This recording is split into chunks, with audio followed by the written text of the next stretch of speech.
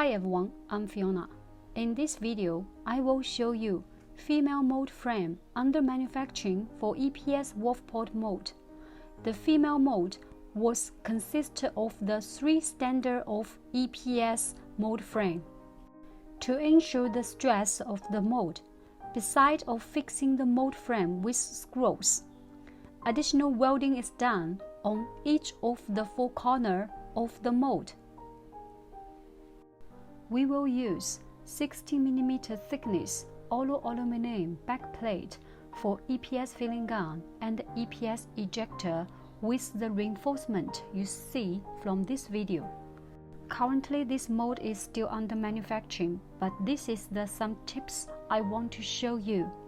For more information about EPS mold, leave your comments below or contact with us by email.